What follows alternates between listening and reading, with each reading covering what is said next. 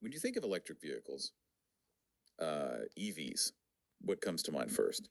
Probably luxury, right? High-end tech, maybe for people with a lot of cash. Yeah, that's the common perception in many places. Okay, so now imagine a place where nearly half of all new cars sold last year were electric.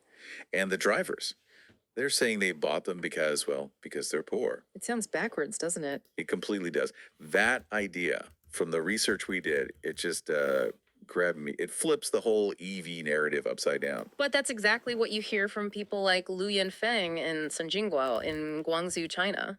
Lu Yanfeng, he's a private hire driver. He actually told reporters, I drive an electric vehicle because I am poor. Wow, just straight up. Yeah. And Sun Jingguo said something similar. He said, the cost of driving a petrol car is too expensive. I save money driving an electric vehicle. And then, almost like an afterthought, Sun Jingo adds, also, it protects the environment. So this deep dive, based on a whole stack of articles and reports, is going to unpack how China did this, how they went from being known as the nation of bicycles to dominating the EV world. Right. We'll look at the strategy, the master plan behind it all, the sheer scale of it. And what it means for, well, for everyone else, because the scale is huge. You mentioned Guangzhou, a city with over 18 million people. And the sound of rush hour there has literally changed. It's gone from this roar of engines to more of a hum. It's quite striking. Yeah. And Michael Dunne, he's an auto analyst. He doesn't mince words. He says, when it comes to EVs, China is 10 years ahead and 10 times better than any other country. That's a bold statement, a really bold claim. It is. So let's dig in.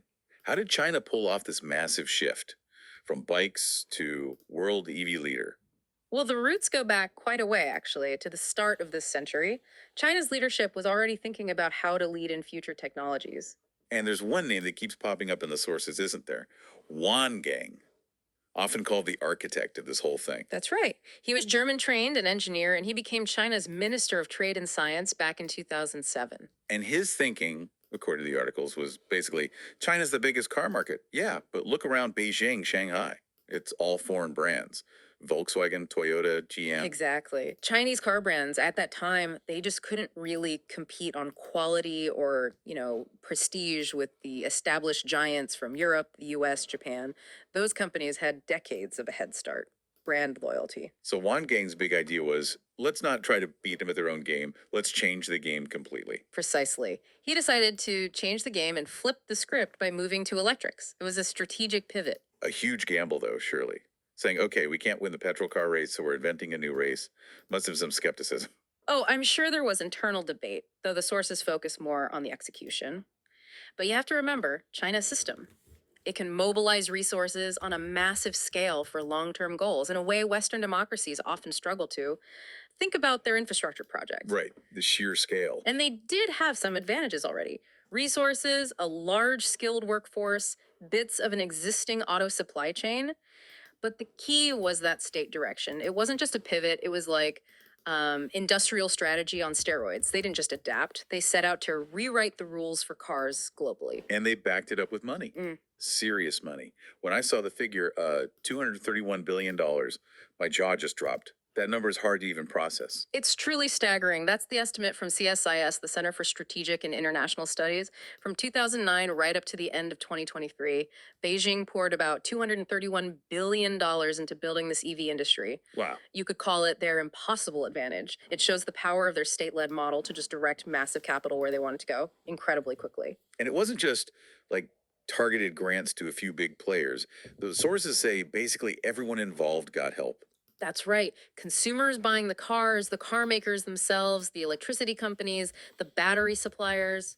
Everyone was eligible for some kind of financial help or assistance. So, like BYD, they're now the world's biggest EV seller, overtook Tesla. But they started making smartphone batteries, right? Yeah, and they were encouraged, nudged by the state to shift into making EVs, and look where they are now. And then there's CATL. Ah, yes, CATL. Founded only in 2011, now they make about a third of all EV batteries globally, supplying Tesla, VW, Ford, you name it. So it wasn't just about selling cars, it was about controlling the whole chain, especially batteries. Absolutely. That funding built dominance in critical supply chains. Michael Dunne again. If you want to manufacture a battery to put into an electric car today, all roads go through China. Simple as that. And they built the chargers too. The world's largest public charging network. And crucially, it's heavily concentrated in the big cities, so finding a charger is usually pretty easy for urban drivers. Okay, so this massive state intervention, uh, state capitalism, as some Yeah. call it. Western countries obviously see it differently. They call it unfair competition, You right? do. But you get a different perspective from Chinese EV executives, like Brian Gu. He's the president of XPeng. What does he say? He pushes back. He insists everyone, Chinese or foreign firms, had equal access to the resources. He argues China actually created the most competitive landscape there is: fierce competition, loads of innovation, and, in his words, no favoritism to anybody. No favoritism. Well, But with $231 billion floating around from the state, you can see why Western companies might raise an eyebrow at equal access. How does that intense competition actually look on the ground in China? it looks like a pressure cooker. You see it in companies like XPeng itself. They're a Chinese champion, barely 10 years old, already a top 10 global EV maker. Yeah. Their headquarters sounds like something out of Silicon Valley. Young graduates, casual dress, flat whites, people selling cars live via streaming from the showroom. They even have a slide between floors. The slide. Oh, But beneath that fun atmosphere, there's this brutal domestic price war. Constant pressure to deliver better cars, more features for less money. It drives innovation at an incredible pace. so take that XPeng Mona Max you mentioned. Costs around 20,000 US. Yeah, roughly.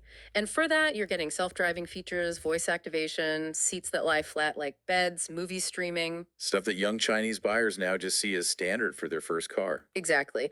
David Lee, he's the CEO of Hesai. They make LiDAR sensors for self-driving. He put it well. He said, the new generation of EV makers look at cars as a different animal. It's not just transport, it's a connected device, an experience space. So all this state support, the innovation, the competition, what does it actually mean for the average person buying a car in China? How does it filter down? It means EVs become a very, very attractive financial proposition. There are direct subsidies if you trade in your old petrol car for an electric one, Okay. tax exemptions, cheaper electricity rates at public chargers because those are subsidized too. Remember Lu Yunfeng, the driver who said he bought one because he was poor? Yeah, the private hire driver. He said his fuel costs dropped dramatically. He used to spend 200 yuan to drive 400 kilometers.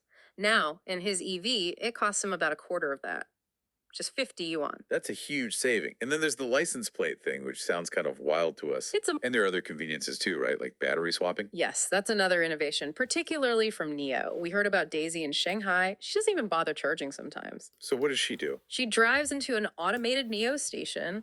A robot swaps out her depleted battery for a fully charged one. The whole process takes less than 3 minutes. 3 minutes. Wow. Faster than filling a tank of petrol. And she said it costs less than a tank of fuel, too. So you see how it all adds up: cost savings, convenience, getting around regulations. It makes the choice pretty clear for a lot of Chinese consumers. Okay, so domestically, it's a huge success story. But now China wants to export these EVs globally. And that's where the friction starts, right? Those subsidies. Exactly. The very things that fueled China's domestic rise are seen as unfair trade practices internationally. So you've got the US, Canada, the EU, all slapping substantial import tariffs on Chinese EVs. Trying to protect their own car industries. Pretty much. But the UK is taking a different approach. Interestingly, no similar tariffs planned so far. Which makes the UK a prime target market then. It seems so. XPeng started selling its G6 SUV there in March.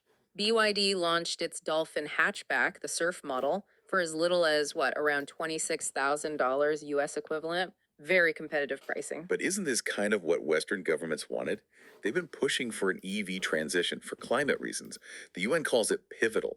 Many countries are planning petrol car bans by 2030 or 2035. It's a paradox, isn't it? Yeah. China is basically positioned to deliver exactly what these governments say they need: affordable electric cars at scale. And Michael Dunne, the analyst, he thinks China sees this opportunity clearly.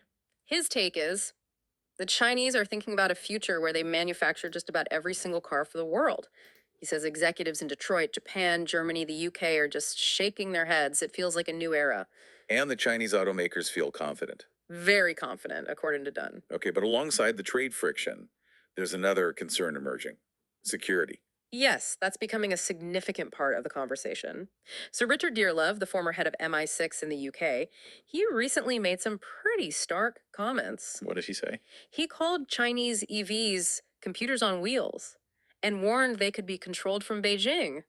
or even used to potentially immobilize British cities. Strong words. That sounds familiar. It echoes the debates we had around Huawei and 5G, and more recently, TikTok. Concerns about data, surveillance, state control. It's the same pattern of concern applied now to cars, which are becoming increasingly connected and data rich. How do the Chinese companies respond to that? Well, Stella Lai, she's an executive vice president at BYD, she basically dismissed it. Her quote was something like, anyone can claim anything if they lose the game, but so what? A pretty blunt dismissal. Very. She insisted BYD has extremely high data security standards, that they use local data carriers in overseas markets, and claimed they handle data security 10 times better than our competition. So, a strong denial, but the concerns aren't likely to just disappear. No, probably not. It adds another layer of complexity to China's global EV expansion. Okay, so wrapping this up, we've seen this incredible story how China used national strategy, huge investment, intense domestic competition, and really focusing on the consumer to turn EVs from a niche luxury into an everyday affordable choice. It's a unique mix of factors that led to this dominance: the state direction, the market dynamics, the consumer incentives. It all came together. And that brings us back to Sun Jingo, the driver in Guangzhou. He laughs and says, I think the world should thank China for bringing this technology to the world. I do. It's a fascinating perspective, isn't it? It really is. And it leaves you thinking, as the world does transition to EVs, and if China really does become the primary manufacturer for so many of us, what does that reliance mean for other countries' industries, for national security, maybe even for the pace of innovation outside China? How do you balance the clear benefits, cheaper EVs, faster climate action, with those geopolitical and economic questions? There are no easy answers there.